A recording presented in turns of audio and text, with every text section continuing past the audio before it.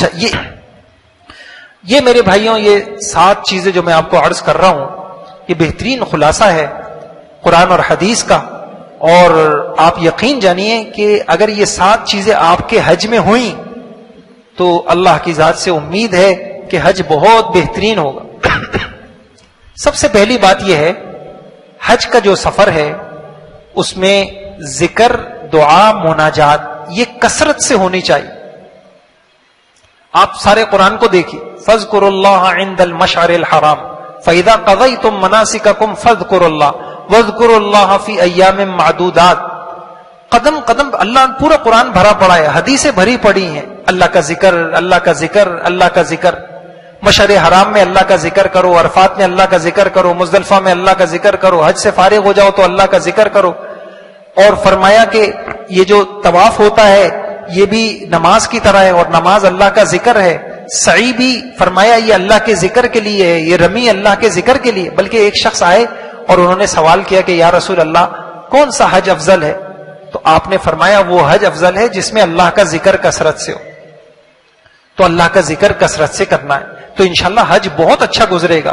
طواف ذکر سے بھرا ہوا ہو، سعی وہ موبائل میں نہیں، وہ باتوں میں نہیں، پورا دھیان کے ساتھ دعا ذکر میں بھری، رمی اللہ کا ذکر، عرفات میں اللہ کا ذکر، مزدلفہ میں، منا کے خیموں میں اللہ کا ذکر. انشاءاللہ یہ جو ہمارا حج ہے اگر اس میں کثرت سے اللہ کا ذکر ہوگا تو انشاءاللہ زندگی میں انقلاب آئے گا. تو اچھا، اللہ کا ذکر کیا کرنا ہے؟ تو اللہ کے ذکر میں سبحان اللہ والحمدللہ. میں بلکہ ایک مختصر سی ایک طریقہ بتاتا ہوں کہ آگے آپ انشاءاللہ معمولات مکہ مکرمہ میں رہتے ہوئے ہمیں کیا معمولات کرنے وہاں بھی آ جائے گا تفصیل سے. مختصر سے میں عرض کرتا ہوں. مثلا حاجی ہو اور اس کی تہجد چھوٹ جائے تو اس کا حج اللہ کے ذکر والا نہیں ہے. تہجد کے وقت تو سب کچھ ملنا ہوتا ہے تو تہجد کی نماز کا اہتمام کریں. اور تہجد میں کیا کرنا ہوتا ہے؟ والمستغفرین بالاسحار قرآن میں ہے کہ تہجد کے وقت استغفار کرو. تو تہجد میں ہم استغفر اللہ ربی من کل ذنب واتوب الیہ یہ پڑھ لیں. تہجد میں دعا کر لیں، یہ پڑھ لیں. اور قرآن کی تلاوت یہ تہجد کے اندر کر لیں بہت اہتمام کے ساتھ. یہ اللہ کا ذکر ہے، قرآن سب سے بڑا اللہ کا ذکر ہے. اس کے بعد یہ جتنی نمازیں ہیں یہ سب بھی اللہ کا ذکر ہے. تو نمازیں اہتمام سے مسجد کے اندر ادا کریں اور حرم میں ادا کریں حتی الامکان. اس کے ساتھ ساتھ فجر کی نماز کے بعد حضور صلی اللہ علیہ وسلم کا معمول تھا اشراق تک آپ سوتے نہیں تھے. آپ صلی اللہ علیہ وسلم اشراق تک اللہ کا ذکر کرتے تھے، خود قرآن میں ہے. تو اشراق تک آپ اللہ کا ذکر کر لیں. کیا ذکر کر لیں؟ یہاں اگر آپ کو انشاءاللہ کتابیں ایک ہم جو سیٹ بناتے ہیں اس میں ایک کتاب چاہے صبح شام کی حضور کی دعائیں. تو صبح جو حضور دعائیں پڑھتے تھے آپ وہ دعائیں پڑھ لیں اور پھر اس کے بعد اشراق کی نماز پڑھ لیں. پھر اس کے بعد کچھ آرام کرنے کے بعد چاشت کی نماز پڑھ لیں. اس کے بعد جو ہے درمیان میں نوافل ہے اور یہ جو فرض نمازوں کے سنتیں ہیں ان کو آپ اہتمام سے پڑھیں، پوری نماز پڑھیں. اور اس کے ساتھ ساتھ جو ہے یہ یعنی مغرب کے بعد جو ہے 6 رکعت جو کو شخص پڑھ لے 12 سال کی عبادت کا اجر ہے. اس کو اوابین یہ اللہ کا ذکر ہے. اس کے ساتھ ساتھ رات کو حضور صلی اللہ علیہ وسلم کا معمول کچھ سورتیں پڑھنے کا تھا. یہ 27ویں پارے میں سورہ واقعہ ہے، سورہ تبارک الذی 29ویں پارے میں ہے، اور یہ سورہ سجدہ ہے 21ویں پارے میں. ان صورتوں کو آپ روزانہ رات کو پڑھ لیں. یہ میں نے سارا پورے دن کی ایک وہ معمولات آپ کے سامنے رکھ دیے کہ جو اللہ کے نبی نے قرآن حدیث میں بتائے ہیں. اب ایسا اگر ہم حج میں کر لیں گے تو ہمارا حج انشاءاللہ ذکر دعا، اس کے ساتھ ساتھ کچھ وقت ہاتھ پھیلا کے اللہ پاک سے مانگیں. اور یہ بھی میرے بھائیوں سیکھنا چاہیے. سچ بتاؤں حج اس کا بڑا اچھا گزرتا ہے جس کو تنہائیوں میں اللہ کا ذکر کرنا آتا ہو، جس کا مزاج دعاؤں والا ہو. اس کا حج اس کو 40 دن بھی، پھر 40 دن ہو 50 دن ہو، اس کا دل لگے گا اور اس کے لیے مشکل نہیں ہوگی. بلکہ ایک اللہ والوں نے بڑی اچھی بات کہی کہ جب دعا میں تمہارا دل لگ رہا ہو اور مزید اللہ سے مانگنے کا دل چاہ رہا ہو تو سمجھ جاؤ کہ یہ دعائیں تمہاری قبول ہو رہی. تو بھائیوں یہ مناجات یہ بہت بڑی ہے. آج اللہ ہمیں معاف فرمائے، آج مناجات ہی نہیں کرنا آتی اللہ سے. حج میں بھی جا کے انسان کہتا ہے جی گروپ لیڈر دعا کرے گا، تو حالانکہ دعا تو بندے اور اس کے رب کا معاملہ ہے. اچھا کیا مانگے اللہ پاک سے؟ میں چند موٹی موٹی باتیں عرض کرتا ہوں، اس کو سنجیدگی سے لینے کی۔ میرے بھائیوں، ہماری سب سے بڑی ضرورت مغفرت ہے، ہماری سب سے بڑی ضرورت مغفرت ہے۔ اللہ سے مغفرت مانگیں، رو رو کے مانگے، اور اس طریقے سے مانگے جیسے حضور نے کہا۔ ہمیں آنی چاہیے ربنا ظلمنا انفسنا وَإِن لَّمْ تَغْفِرْ لَنَا وَتَرْحَمْنَا لَنَكُونَنَّ مِنَ الْخَاسِرِينَ، یہ دعا ہمیں آنی چاہیے۔ اللہم انی ظلمت نفسی ظلما کثیرا، یہ ہمیں آنی چاہیے۔ استغفر اللہ ربی، یہ مغفرت کی دعا ہے۔ اور جو سید الاستغفار ایک ہے، حدیث میں آتا ہے، بخاری شریف کی روایت ہے کہ جس شخص نے صبح یہ پڑھ لیا اللہم انت ربی لا الہ الا انت خلقتنی وانا عبدک وانا علی عہدک ووعدک ما استطعت، یہ اس کو حضور نے سید الاستغفار کہا۔ علماء نے اس کا ترجمہ کیا اللہ سے مغفرت مانگنے کا سب سے پسندیدہ طریقہ۔ فرمایا جس نے صبح ایک مرتبہ پڑھ لیا، شام سے پہلے اس کی موت آ گئی، وہ آدمی جنت میں جائے، اور شام پڑھ لیا صبح سے پہلے موت آ گئی، وہ جنت میں جائے۔ تو یہ سیکھ کے جائیں، علماء سے پتہ کریں کہ یہ کہاں لکھا ہوا ہے۔ یہ میرے بھائیوں ایک تو مغفرت، اور دوسری چیز میرے بھائیوں انسان کو ہدایت کی دعائیں مانگنی چاہیے۔ ہدایت کی دعائیں، یہ جو ہے نا رب اشرح لی صدری ویسر، یہ ہدایت کی دعا ہے۔ یا ایاک نعبد و ایاک نستعین اہدنا الصراط المستقیم، یہ ہماری ہدایت، ہماری بے چینی بن جائے۔ ہدایت کس کو کہتے ہیں؟ اے اللہ میں آج تک زندگی میں ایسا سجدہ نہ کر سکا جیسا تجھے مطلوب ہے، میں ایسی نمازیں نہ پڑھ سکا، اے اللہ میں باپ بن کے اچھا باپ نہ بن سکا، شوہر بن کے اچھا شوہر نہ بن سکا، میں اچھا مسلمان نہ بن سکا، اے اللہ میں حق لوگوں کے نہیں ادا کر سکا، مجھے تو ہدایت دے دے، توفیق دے دے، بندگی کی توفیق دے۔ میرے بھائیوں یہ تڑپ لے کے جائیں۔ تو میں نے عرض کیا مغفرت مانگنی ہے، ہدایت مانگنی، اور کیا مانگنا ہے؟ حضور نے فرمایا اللہ سے جب مانگو عافیت مانگو، تو ہمیں کچھ دعائیں عافیت کی آنی چاہیے۔ اللہم انی اسألک العفو والعافیت فی دینی ودنیای واہلی ومالی، اللہ اکبر، کتنی پیاری دعا ہے۔ اے اللہ مجھے عافیت دے دے۔ ہم اللہ سے عافیت نہیں مانگتے، ہم کہتے ہیں اللہ اولاد دے دے، ہم کہتے ہیں اللہ کاروبار دے دے۔ تو بھائی کاروبار تو عذاب بھی ہوتا ہے، خود قرآن کے اندر موجود ہے کہ میں مال دے دوں گا، اس مال کو عذاب بنا دوں گا۔ اللہ سے عافیت مانگیں، اللہ سے عافیت مانگیں، رحمتیں مانگیں، برکتیں مانگیں، سلامتیاں مانگیں۔ میرے بھائیوں بیماریوں سے پناہ مانگیں، حادثات سے پناہ مانگیں، بری موت سے حفاظت مانگیں، سوء خاتمہ سے حفاظت مانگیں، اللہ سے اس کا قرب مانگیں، اللہ سے اس کا تعلق مانگیں، اللہ سے عبادت کا شوق مانگیں، اللہ سے اخلاق مانگیں۔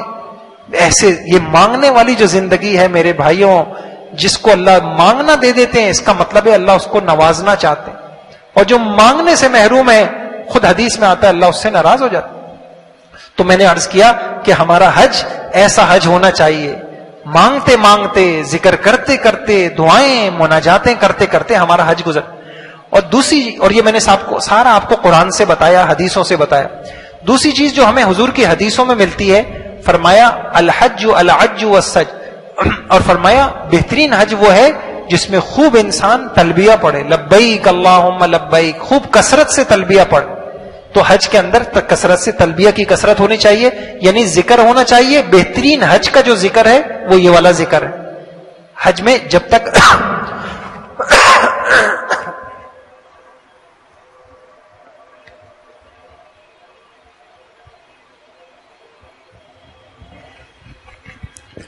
تو حج کا جو ترانہ ہے، حج کا جو ذکر ہے، جو اللہ نے مقرر کیا ہے، جو اللہ کے نبی نے بتایا ہے، وہ یہ حج کا ترانہ ہے۔ اس کو خوب آدمی کثرت سے پڑھے۔ تیسری چیز جو ہمیں حضور کی حدیثوں سے ملتی ہے وہ یہ ملتی ہے، حج کا سفر انسان کا ایسا ہونا چاہیے کہ انسان اچھے اخلاق کا مظاہرہ کرے۔ فلا رفث ولا فسوق ولا جدال، یہ لڑتے جھگڑتے اور جو ہے انسان جو ہے منہ ماریاں کرتے ہوئے، دھکم پیل کرتے ہوئے، اور جو ہے نا بحث مباحثہ کرتے ہوئے، ایسے بھی حج ہو جاتا ہے۔ یعنی آپ یہ بسا اوقات حاجی غصے میں آ کے ایک دوسرے کے سر پھاڑ دیتے ہیں، اور حاجی جو ہے نا غصے میں آ کے، کتنی مرتبہ ایسا بھی دیکھنے میں آیا کہ حاجی 40 دن کا حج ہے، شروع میں ناراضگی ہو گئی، 40 دن تک حاجی نے کسی سے بات نہیں کی، آپس میں بات نہیں کی۔ میرے بھائیوں یہ حج بالکل بربادی والا ہو جائے گا۔ تو اس میں جو حج کا ایک عمل ہے جو احادیث میں ملتا ہے وہ یہ ہے کہ اچھے اخلاق، اور میں اس کی کچھ حدیثیں آپ کے سامنے عرض کرتا ہوں۔ حضور صلی اللہ علیہ وسلم سے فرمایا کہ حضور نے فرمایا نیکی والے حج کا بدلہ جنت ہے، تو کسی نے پوچھا یا رسول اللہ یہ نیکی والا حج کیا ہوتا ہے؟ آپ نے فرمایا جس میں کھانا کھلائے، کھانا کھلائے اور نرم گفتگو کرے. اللہ اکبر. جتنی مالی یعنی ایک جھگڑے ہوتے ہیں مال پر، تم نے ہم سے یہ وعدہ کیا تھا، یہ فیسلٹیز دو گے، تم نے یہ وعدہ کیا تھا، تم نے یہ نہیں دیا، تم بھائی اب ہو گیا جو ہو گیا. تو یہ بحث مباحثہ، یہ پیسے کے لڑائیاں. اور دوسرا انسان کی جو ہے وہ ظاہری بات ہے، کبھی کوئی کمرے میں لڑ رہا ہے، کوئی بس میں لڑ رہا ہے، کوئی جو ہے نا وہ چھوٹی چھوٹی چیزوں پہ لڑ رہا ہے. تو یہ دو کام آدمی کر لے کہ خرچ کرنے کی نیت کر لے اور اس کے ساتھ نرم انسان اپنے لہجے کو نرم کر لے. اور ایک حدیث میں یہ بھی ملتا ہے کہ نیکی والا وہ حج ہے جس میں سلام انسان کثرت سے، سلامتی، ہر ایک کو سلام کرنا، ہر ایک کو سلام کرنا. یعنی یہ کوئی افریقہ کا ہوگا، کوئی جو ہے کسی ملک کا ہوگا، کوئی آپ کی زبان نہیں سمجھتا ہوگا، جہاں بیٹھ جائے السلام علیکم، سلامتی والا حج. تو ہماری طرف سے پورے حج کے اندر سلامتی ہو. میری ذات سے کمرے والوں کو تکلیف نہ ہو، میں بس میں بیٹھوں تو بس والوں کو تکلیف نہ ہو، ایئرپورٹ میں کسی کو تکلیف نہ ہو، جہاز میں میری وجہ سے کسی کو تکلیف نہ ہو، میری بدنظمی کی وجہ سے کسی کو تکلیف نہ ہو. یہ حضور نے فرمایا بہترین حج وہ ہے جو سلامتی والا، سلام جس پہ کثرت سے ہو. اور ایک حدیث میں یہ آتا ہے کہ میرے بھائیوں جتنے جھگڑے ہوتے ہیں نا وہ یا مال کے جھگڑے ہوتے ہیں یا ناک کے جھگڑے ہوتے ہیں. مجھے یہ کیوں کہہ دیا، میرے ساتھ ایسا کیوں کر دیا. تو حضور نے حج میں یہ بات سکھائی. اللہ اکبر. ایک حدیث میں آتا ہے آپ نے جب حج کیا ایک اونٹنی پہ آپ سوار تھے اور کجاوے پہ بہت معمولی سی ایک چادر تھی، اس کے باوجود اللہ کے نبی دعا کرتے تھے اللہم حجن لا ریا ولا سمعۃ فی. ایسی تواضع آپ کے اندر تھی، اے اللہ میں آپ سے ایسا حج مانگتا ہوں، ایسے حج کی توفیق مانگتا ہوں جس میں دکھلاوا نہ ہو، جس میں شہرت نام نمود نہ ہو. تو حضور کے حج میں ہمیں ایک بات یہ بھی ملتی ہے کہ تواضع ہو. اور ایک بات یہ ہے کہ انسان ایک ہوتا ہے خادم، ایک ہوتا ہے مخدوم. لوگ میری خدمت کریں، لوگ میرے کام آئیں، لوگ میرا سہارا بنے. ایک یہ ہے کہ میں دوسروں کے کام آؤں. یہ نیتوں کے اندر فرق ہوتا ہے. خادم بن کر جائیں. اور ایک خاص بات، امیر کی اطاعت، جو آپ کا ذمہ دار ہوگا، گروپ لیڈر ہوگا، جس کو بڑا بنا دیا جائے گا، حتی الامکان اس کی اطاعت. ایک حدیث میں یہاں تک آتا ہے ایک آدمی جہاد جیسے عمل میں گیا جو اپنی جان کا نذرانہ پیش کرنے، اور اس نے امیر کی اطاعت نہیں کی، امیر کی بات نہیں مانی، تو وہ جب واپس آئے گا تو جتنی نیکیاں لے کے گیا تھا اتنی نیکیاں بھی اس کے پاس نہیں ہوں گی، مزید ملنا تو دور کی بات. تو یہ بہت میں نے آپ کو احادیث سے خلاصہ بتا دیا کہ اخلاق کے اندر ہم کیا کر سکتے ہیں. ہم جو ہے یہ ان اعمال کا انشاءاللہ اہتمام کر لیں. اور ایک چوتھی چیز جو ہمارے حج کو خراب کرتی ہے وہ ہے جلد بازی. اور حضور کے حج میں ہمیں یہ بات ملتی ہے، حدیث میں آتا ہے جب آپ عرفات سے روانہ ہو رہے تھے، آپ نے اس زمانے میں بھی دیکھا لوگ تیز تیز اونٹنیاں دوڑا رہے ہیں اور شور کی آواز آ رہی. آپ نے کوڑے سے اشارہ کیا اور لوگوں کو متوجہ کیا. جب لوگ متوجہ ہو گئے آپ نے کہا ایھا الناس علیکم بالسکینۃ والوقار فإن البر لیس من الایذاء. اے لوگوں سکینہ اختیار کرو، وقار کے ساتھ چلو، جلد بازی مت دکھاؤ. یہ دوڑ بھاگ، یہ جلد بازی، یہ کوئی نیکی نہیں ہے، یہ کوئی نیکی نہیں ہے. آرام سے سکون سے. یہ جو جلد بازی ہوتی ہے میرے بھائیوں، یہ عبادات کی روح نکال لیتی ہے اور اس کی وجہ سے آپس میں بہت کھینچتان. بس میں بیٹھتے ہوئے، ہوٹل میں، اور جو ہے یعنی اب یہاں سے انسان جا رہا ہے بس ایک جلد بازی، جلدی سے جی میرا طواف ہو جائے، میرا عمرہ جلدی سے ختم ہو جائے، اور میرا عمل جلدی صحیح کر رہا ہوں تو جلدی سے میری صحیح ختم ہو جائے. نہیں، یہ جلد بازی ہمارے حج کو خراب کرتی. تو حضور کے حج میں ایک اہم بات جو ملتی ہے، آپ نے یہ کہا کہ اے لوگوں جلد بازی مت دکھاؤ، سکون سے، وقار سے، اطمینان سے چلو. اور پانچویں بات جو پورے حج میں ہمیں اس کا اہتمام کرنا ہے میرے بھائیوں، یہ بہت اہم بات ہے اور اس میں بہت کوتاہی ہو رہی ہے. سفر حرمین میں جو مقامات مقدسہ ہیں، تمام شعائر ہیں، ان کی تعظیم، ان کا ادب کا اہتمام کرنا ہے. کچھ چیزیں میں یہاں نیچے لکھ رہا ہوں، اس کو دیکھیے. ایک حدیث میں ہے، یہ اتنی عجیب حدیث ہے، ابن ماجہ کی یہ حدیث ہے. حدیث میں آتا ہے کہ جب تک میری امت حرم کی تعظیم کرتی رہے گی، امن میں رہے گی، اور جب یہ حرم کی بے حرمتی کرے گی یہ برباد ہو جائے گی. علماء نے لکھا ہے کہ اس وقت امت کے اوپر جو حالات ہیں اس کی ایک بڑی دوسری وجوہات ہیں. ایک بڑی وجہ یہ بھی ہے کہ اب وہاں حرم کے اندر ادب نہیں رہا. آپ مجھے بتائیے، ایک ادب یہ ہے کہ برابر میں کوئی نماز پڑھ رہا ہو، آپ اتنے اونچی بات نہ کریں کہ کسی کی نماز خراب ہو جائے. آپ یقین جانیں وہاں بس اوقات حرم میں عبادت کرنا مشکل ہو گیا، ٹولیاں بنا بنا کے بیٹھے ہوئے ہیں اور کوئی ادھر بات ہے. بھائی آپ سے عبادت نہیں ہوتی تو آپ کسی کی عبادت خراب تو نہ کریں. یہ بہت ہی بدنصیبی کی بات ہے. انسان گیا تھا آپ، اور میں ایک بات آپ کو بتاؤں، اللہ کو جو اپنے بندے سے قرب ہوتا ہے نا، جب بندہ اللہ کے ساتھ عبادت میں متوجہ ہوتا ہے، اس وقت اللہ کو بہت برا لگتا ہے کہ کوئی میرے اور بندے کے درمیان حائل ہو. اس کی مثال آپ نے دیکھا ہوگا کہ حدیث میں آتا ہے کہ جب بندہ نماز پڑھ رہا ہے، کوئی سامنے سے گزر جائے تو اس کا گناہ کتنا ہے پتہ چل جائے تو 40 سال تک کھڑا رہے. اس سے آپ اندازہ کر لیں کہ حالانکہ سامنے سے گزرنے والے نے اس کو کچھ کہا نہیں ہے، صرف وہ گزرا ہے اپنے، لیکن اتنا سا خلل بھی اللہ کو اپنے اور اپنے بندے کے درمیان برداشت نہیں. اور میرے بھائیوں آج طواف کرنا مشکل ہوا ہے. کوئی طواف کے اندر فون کے اوپر جو ہے نا وہ گھروں میں باتیں کر رہا ہے، مسجد نبوی میں بیٹھ کے باتیں کر رہا ہے، ٹولیاں بنا بنا کے باتیں کر رہا ہے، تصویریں کھنچوا رہا ہے. ایک یعنی وہ جگہ جہاں جا کے انسان کی اندر کی دنیا بدل جاتی تھی، انسان کے ہوش اڑ جاتے تھے، وہاں انسان کو یکسوئی نصیب نہیں ہوتی. تو بھائیوں پورے حج کے اندر اس کا اہتمام کر لیں کہ کسی کی عبادتوں کو خراب نہیں کرنا ہے، اور ہمیں با ادب با نصیب بن کے انشاءاللہ حدیث. اور یہ جو حرم ہے قرآن سے پتہ چلتا ہے وَمَن يُرِدْ فِيهِ بِإِلْحَادٍ بِظُلْمٍ نُذِقْهُ مِنْ عَذَابٍ أَلِيمٍ. حرم کے اندر جو گناہ ہے اس کی سزا بھی بہت زیادہ ہے، حرم کے گناہ کا وبال بھی بہت زیادہ ہے.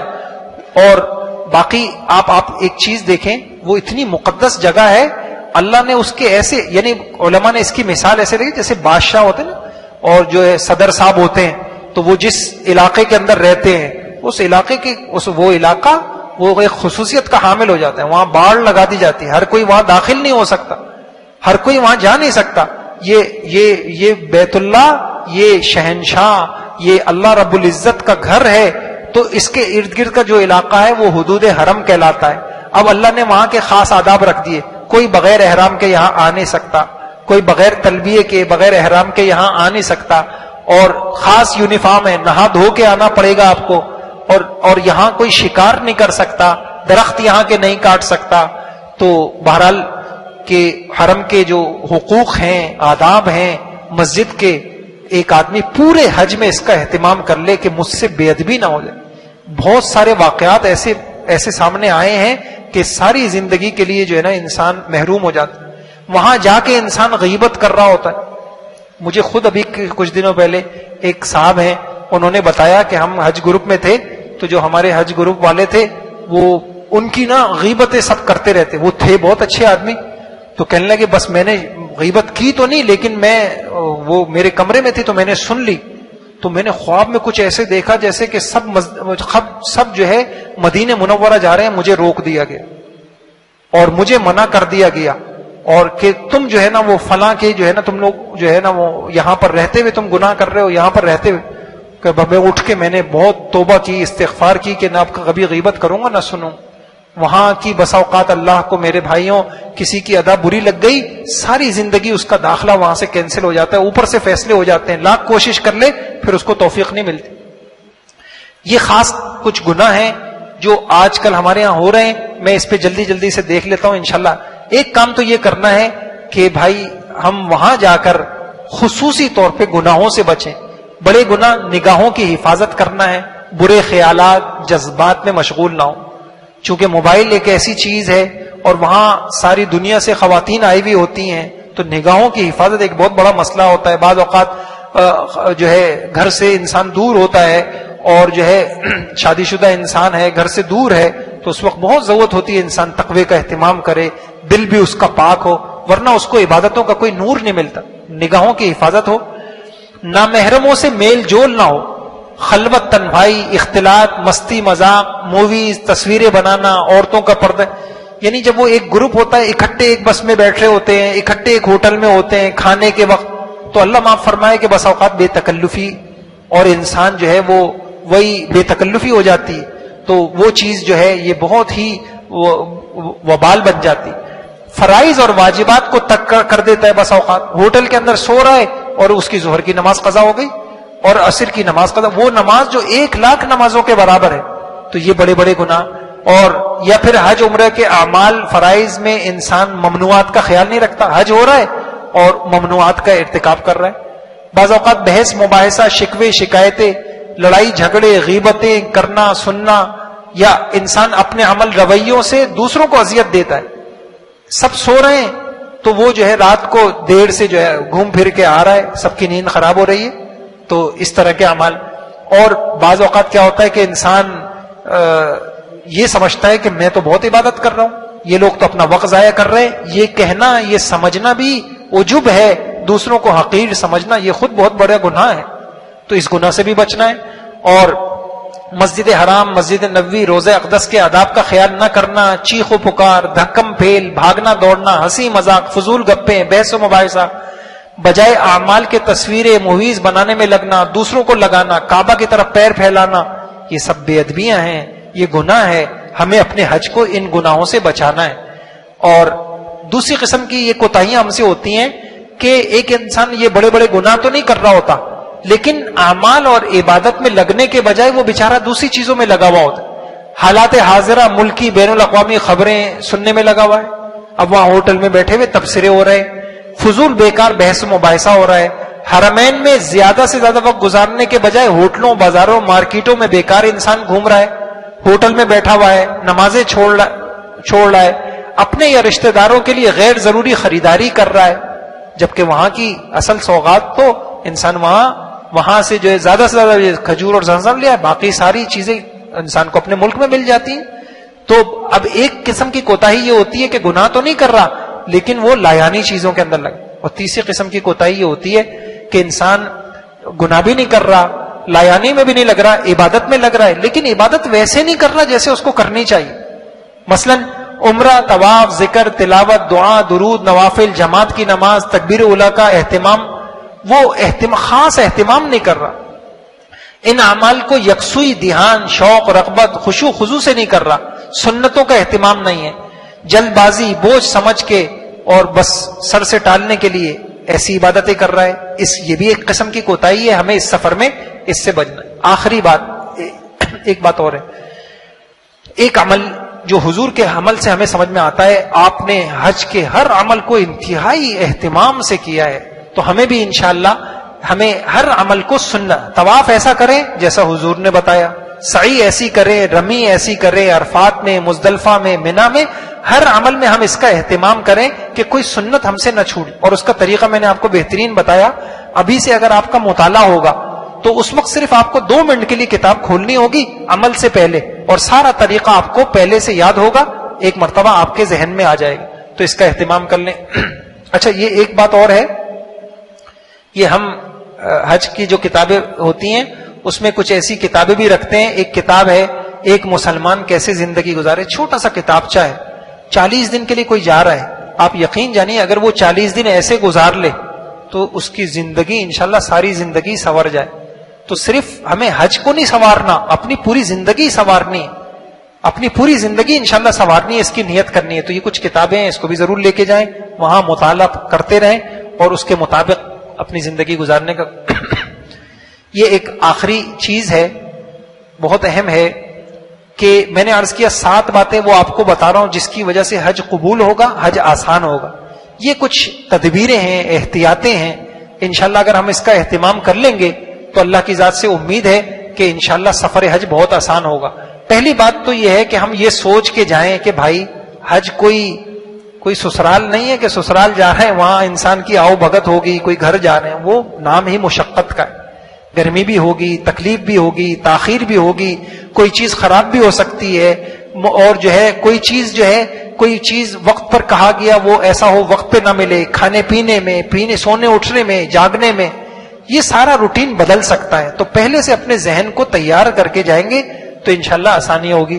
لہذا انسان کو کیا کرنا ہے، صبر شکر کا احساس ساتھ لے کے جائیں. غصہ، جھنجھلاہٹ، جلد بازی، بے صبری، گھر اور آرام کی فکر وہ یہاں چھوڑ کے جائیں تو انشاءاللہ حج کا سفر آسان ہو جائے گا. پہلے سے انسان تیار ہوگا. اور اس بات کو بھی آپ سوچ لیں کہ مشقت تھوڑی ہے، ثواب زیادہ ہے. مشقت چند دن کی ہوگی، اجر ساری زندگی کا ملے گا انشاءاللہ. اس کے ساتھ ساتھ جو ہے ایک خاص طور سے یہ نیت بھی کر لیں کہ ہر ایک کی خدمت کی نیت کر لیں. میں انشاءاللہ بعض لوگوں کو اللہ نے ایسا خصوصی جذبہ دیا ہوتا ہے کہ ان کو کھلا کے مزہ آتا ہے, ان کو لوگوں کو آرام دے کے ان کو آرام ملتا ہے. آپ نے بھی سفر کیے ہوں گے تو آپ نے دیکھا ہوگا بعض اوقات کہ کھانے میں, پینے میں, سونے میں, جاگنے میں, اور ایسے ہی لوگ یاد رہ جاتے ہیں, ایسے لوگ یاد رہ جاتے ہیں. آپ یقین جانیں تو اللہ کرے کہ اللہ ہم سے اللہ کے بندوں کی خدمت اللہ کرے ہم سے لے لے, اور ہم انشاءاللہ جائیں گے, ہم اللہ کے بندوں کی خدمت کریں گے, ان کو آرام پہنچائیں گے, ان کو راحت پہنچائیں گے. جو یہ نیت لے کے جائے گا تو انشاءاللہ اس کا سفر بہت اچھا گزرے گا, اس کی کسی سے جھگڑا نہیں ہوگا, اس سے کسی سے لڑائی نہیں ہوگی. اس کے ساتھ ساتھ ایک اس چیز کا اہتمام کر لیں کہ جتنے بھی انتظامی نظم و ضبط کے قواعد ہیں, چونکہ ہم پاکستان میں رہنے والے ہیں, سب سے زیادہ ہمارے یہاں ہم بہت زیادہ عادی ہوتے ہیں ان قواعد کی جو ہے نا نظم و ضبط کے جو قواعد ہیں ان کو پامال کرنے میں ہم بہت زیادہ عادی ہوتے ہیں. تو یہ چیز ہر ایک کے لیے تکلیف کا, انسان کے اپنے لیے بھی تکلیف کا باعث ہوتی ہے, دوسروں کے بھی. آپ اس کی نیت کر لیں کہ ہوٹل سے متعلق جو نظم و ضبط کے قواعد ہوں گے وہاں سفر میں, حرمین میں, ایئرپورٹ میں, منا میں, مکہ میں, عرفات میں, انشاءاللہ جو اصول ضوابط ہوں گے میں اس کے مطابق چلوں گا, تو آپ کا حج بھی آسان ہو جائے گا, آپ کی وجہ سے کسی اور کو بھی تکلیف نہیں ہوگی. اور ایک علماء اس کا یہ بتاتے ہیں, یہ بہت اچھی بات ہے جو حج کو آسان کر دیتی ہے. حج سے پہلے جو مقامات حج ہیں آپ ان کی تھوڑی سی زیارت کر لیں. مکہ میں ہیں, آپ پہلے پہنچ گئے ہیں, ابھی حج کے ایام شروع نہیں ہوئے ہیں, آپ منا چلے گئے, آپ نے منا کے خیمے دیکھ لیے, ان کے راستے معلوم کر لیے. عرفات کو یا امتیازی نشانات ہوتے ہیں, کچھ نمبرات ہوتے ہیں, محل وقوع ہے, کچھ طبی مراکز وغیرہ ہیں, ان کی معلومات آپ کو ہو جائے گی, اس سے بھی انشاءاللہ حج آسان ہو جائے گا. اور کچھ احتیاطی تدبیریں ہیں. گرمی بہت زیادہ ہے, درجہ حرارت 50 سینٹی گریڈ سے تجاوز کرتا ہے, ہوا میں نمی کا تناسب بھی کم ہوتا ہے, بلا ضرورت باہر نہ نکلیں, دھوپ میں زیادہ کھڑے نہ ہوں, سورج کی بس اوقات انسان بے ہوش ہو جاتا ہے زیادہ, تو اس کا بھی اہتمام کر لیں. اور باہر نکلیں تو ہمیشہ چھتری کا استعمال کریں, احرام نہ ہو تو سر بھی ڈھانپ لیں, پانی کی بوتل ہمیشہ اپنے پاس رکھیں, خاص طور سے حج کے 5 دنوں میں. اپنے آپ کو بلا وجہ نہ تھکائیں. خواہ مخواہ انسان ہوٹلوں میں جا رہا ہے, ادھر ادھر گھوم رہا ہے, پھر رہا ہے, تو اپنے آپ کو تھکائیں نہیں. عبادت بھی کریں تو خاص طور سے حج سے پہلے اعتدال, اپنی جسمانی قوت کو سامنے رکھتے ہوئے اعتدال سے. بعض اوقات انسان جوش میں ہوتا ہے, پہلے پہنچ جاتا ہے, خوب عبادت کرتا ہے, اور جب حج کے ایام آتے ہیں تو وہ بیمار ہوتا ہے. تو ایسی بھی کوئی چیز نہ ہو کہ جس سے جو ہے آپ بھی پریشان ہو اور آپ کے گروپ والے بھی وہ پریشان ہو جائے. پھر حج میں جہاں کہیں رش وغیرہ ہو تو دھکم پھیل سے انسان گریز کرے. جب بھی ہجوم میں کوئی پھنس جائے تو جس طرف سب لوگ چل رہے ہوں اسی طرف چلے, مخالف سمت میں ہرگز نہ چلے. بعض بیماریاں اس کی خاص خاص علامتیں ہیں کہ ٹائیفائڈ ہے, گردن توڑ بخار ہے, فلو ہے, اسہال ہے, تو اس میں جو ہے اگر سر میں درد ہو رہا ہے, قے ہو رہی ہے, تو فوراً انسان بیماری کو بڑھانے سے پہلے وہ ڈاکٹر سے رابطہ کر لے. بعض مخصوص بیماریاں ہیں, سانس کا انفیکشن ہے, حج کے موقع پر کافی حاجی ہوتے ہیں, تو اگر اس کا اہتمام کر لیں تو پھر یہ بیماری نہیں ہوگی. چہرے پہ ماسک کا استعمال, کھانستے وقت منہ پہ ہاتھ رکھیں, فاصلہ رکھ کے بات کریں, زیادہ ٹھنڈے پانی سے پرہیز کر لیں.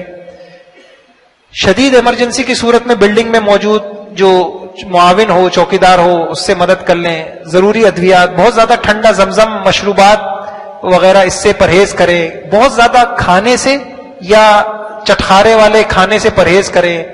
اور یہ پھل, دہی, سبزی, پانی, جوسز کا استعمال زیادہ کریں تو انشاءاللہ صحت اچھی رہے گی. کمرے میں بھی فریج میں پانی کا اسٹاک ضرور رکھیں. کھانے کے اوقات کا خیال رکھیں.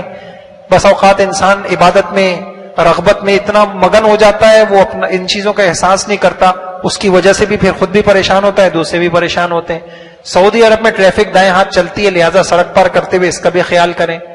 نقدی اور قیمتی اشیاء کے گم ہونے, جیب کٹنے کے واقعات ہوتے رہتے ہیں, خاص طور سے طواف اور دیگر بھیڑ کے موقع پہ, لہذا ضرورت کی رقم اپنے پاس رکھیں. پوری رقم ہر وقت جیب میں یا بیلٹ میں نہ رکھیں, فالتو رقم حفاظت سے رکھیں. اور جو ہے اسی طریقے سے چابیاں ہیں, اس کے 2 سیٹ مختلف مقامات پہ محفوظ رکھیں آپ. حج کے موسم میں کسی سعودی اہلکار کو یہ اجازت نہیں ہے کہ کاغذات چیک کرے. اگر اس طرح کوئی مطالبہ کرے تو ہوشیار رہیں. اور کئی واقعات ایسے ہو جاتے ہیں کہ کوئی چیکنگ والا بن کر کوئی جو ہے وہ اس طریقے سے دھوکہ دے جاتا ہے, اس میں بھی ہوشیار رہیں. حدود حرم میں سعودی عرب میں اگر کوئی قیمتی چیز گری پڑی نظر آئے تو خود کبھی نہ اٹھائیں، اہلکار کو بلا کر نشاندہی کر دیں. سعودیہ میں اس عمل کو چوری سمجھا جاتا ہے. عازمین حج خصوصاً خواتین جب بھی باہر جائیں کم از کم 2 افراد جائیں، اکیلے نہ جائیں، خاص طور سے رات میں. دیکھیے جی، حرم ہو یا جو بھی ہو، انسان شیطان سب کے ساتھ ہے اور حالات ایسے ایسے پیدا ہو جاتے ہیں، تو اپنی جان، مال، عزت، آبرو انسان کو جو ہے وہ محتاط رہنا چاہیے. تو خواتین بہت زیادہ اس کا اہتمام کریں. ٹیکسی وغیرہ میں بیٹھتے ہوئے مرد پہلے بیٹھے پھر خواتین اور یعنی ہمارا جانا ہوا تو گروپ لیڈر یہ ہدایت دے رہے تھے کہ بھائی کبھی بھی ٹیکسی میں بیٹھے تو پہلے آپ بیٹھے پھر اپنی خواتین کو بٹھائیں، اور پہلے جو ہے خواتین کو اتاریں پھر آپ. ہم نے کہا یہ کیا؟ تو کہنے لگے ایسا واقعہ بھی ایک شخص تھا، اس نے خود اپنا واقعہ سنایا. میں بہن کے ساتھ تھا اور جو ہے میں اتر گیا اور گاڑی والا وہ بہن کو لے کے وہ غائب ہو گئے. تو خواتین اس کا بھی کسی حادثے کی صورت میں افراتفری پیدا نہ کریں، زخمی یا میت کو خود نہ اٹھائیں، قریبی سیکٹر آفس سے مدد طلب کریں، پولیس یا. اور یہ آخری اہم ترین بات ہے میرے بھائیوں، آپ جتنی بھی تدبیر اختیار کر لیں، اگر اللہ کی مدد آپ کے ساتھ ہوگی تو کام آسان ہوں گے، اللہ کی مدد نہ ہوئی تو کام آسان نہیں ہوں. تو بہترین سب مسئلوں کا ایک حل، ہر موقع پہ ہر کام سے پہلے اللہ سے آسانیاں، حفاظتیں، عافیت کی بھیک مانگتے رہیں. اور اس کے لیے میں آپ کو ایک طریقہ بتاؤں. کسی نے ایک اچھی بات کہی کہ دیکھیے، جو لوگ راتوں کو روتے ہیں پھر ان کو دن میں رونا نہیں پڑتا. جو لوگ راتوں کو تہجد میں اٹھتے اور اللہ کے آگے بھیک مانگتے ہیں، ہم کمزور ہیں اللہ، ہم کمزور ہیں، ربنا لا تحملنا ما لا طاقت، اے اللہ ہم سفر کیسے کریں گے، یا اللہ ہم بیمار ہو جاتے ہیں، ہمارے ساتھ یہ ہے. راتوں کو اٹھ کے تہجد میں تو دن بھر میں ان کو اللہ ان کے لیے آسانیاں پیدا کر دیتا ہے. اور جن کی راتوں کو نہیں روتے تو پھر ان کو دن میں رونا پڑتا ہے. کسی نے بڑا اچھا کہا کہ جس کی رات اچھی ہوگی اس کا دن اچھا ہوگا، جس کی رات اور دن دونوں اچھے ہوں گے اس کے حالات اچھے ہوں گے. تو یہ راتوں کا اٹھنا اپنے اوپر لازم کر لیں خاص طور سے. اور ہر عمل سے پہلے اللہ پاک سے، جیسے میں نے پیچھے دعائیں بتائی ہیں، ان دعاؤں کے ذریعے سے آپ کو ابھی جانا ہے عرفات، آپ پہلے اللہ سے مانگیں، اے اللہ میں کمزور ہوں. خواتین کہیں اللہ ہم کمزور ہیں، مرد کہیں اللہ ہم کمزور ہیں، تو ہمارے لیے آسانیاں پیدا کر. آپ یقین جانیے ہر عمل سے پہلے جب بھیک مانگتے رہیں گے آپ اپنی آنکھوں سے مشاہدہ کریں. یعنی آپ دیکھیے حضور کی دعاؤں میں ملتا ہے، آپ جب گھر سے نکلتے تھے آپ یوں کہتے تھے اللہم انی اعوذ بک من ان اضل او اضل او اظلم او ازل او ازل، او اے اللہ میں کہیں بھٹک نہ جاؤں، میں کہیں بھول نہ جاؤں، راستہ نہ بھول جاؤں. آپ دعائیں مانگتے تھے. آپ کی زندگی کو اگر آپ دیکھیں ہر عمل میں حضور اللہ سے مدد مانگتے تھے. تو ہم بھی انشاءاللہ مدد مانگیں گے، ہمارا حج بہت آسان ہو جائے گا. اللہ پاک مجھے آپ کو عمل کی توفیق عطا فرما دے.